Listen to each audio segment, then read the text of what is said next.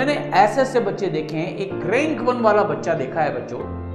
अब मैं आपको बताऊं उसका जो टाइम मैनेजमेंट था, देखो एक ही क्लास में से रैंक 1 भी आ जाती है और उसमें से सिलेक्शन भी नहीं होता, क्या फर्क है। रैंक 1 वाला बच्चा कैसे सोचता है। मेरा एक स्टूडेंट जिसकी IIT में रैंक 1 आई थी, उसके बारे में आज आपको बताता हूं। उस बच्चे ने, उसका जो टाइम मैनेजमेंट था बच्चों, वो बहुत जबरदस्त था। मतलब जब वो बच्चा आया और जब उसको लगा कि यार 2 साल तैयारी करनी है, तो मैंने देखा उस बच्चे का जो टाइम टेबल, वो डेली टाइम टेबल बनाता था, वीकली टाइम टेबल बनाता था, मंथली टाइम टेबल बनाता था, और इवन आगे 6 महीने में वो क्या क्या करने वाला है उसको डे 1 से क्लियर होता था। ऐसा नहीं कि अगले दिन शुरू हो गया और वो रैंडमली पढ़ना शुरू हो गया, बिल्कुल भी ऐसा नहीं होता भाई।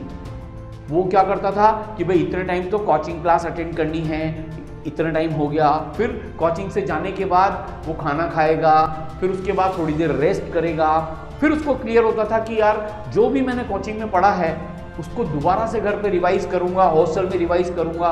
तो वो बच्चा क्या करता था कि पहले से टाइम टेबल सेट करके रखता था कि यार आज 3 क्लास हुई है, आज 2 क्लास हुई है, तो इतने घंटे मुझे जो सर ने पढ़ाया है क्लास में उसको रिवाइज करने में देना चाहिए।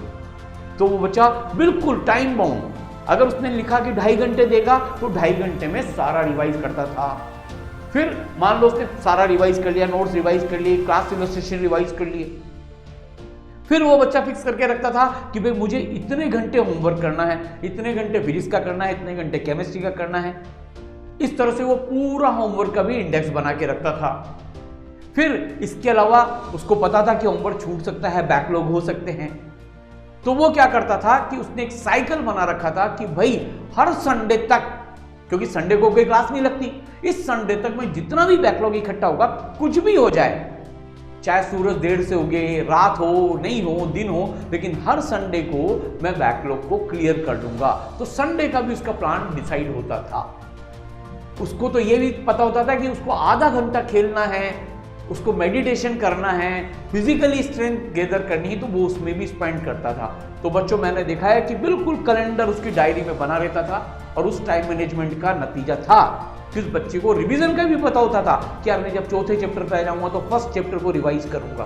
पता है ये क्वालिटीज होती हैं रैंक 1 वालों में। तो टाइम मैनेजमेंट ये एक बहुत बड़ी चीज है जो मैंने उस बच्चे में देखी। बच्चों, मैंने इतनी बार रैंक 1 और टॉप 100 में तो इतने बच्चों को देखा है, पर जो डिफरेंशिएटिंग फैक्टर है वो है उसका डेली का शेड्यूल बनाना, टाइम मैनेजमेंट। मतलब इतना स्मार्ट वर्क वो बच्चा करता था कि भाई पहले से लगता था कि यार कुछ ना कुछ तो स्पेशल ये करने वाला है।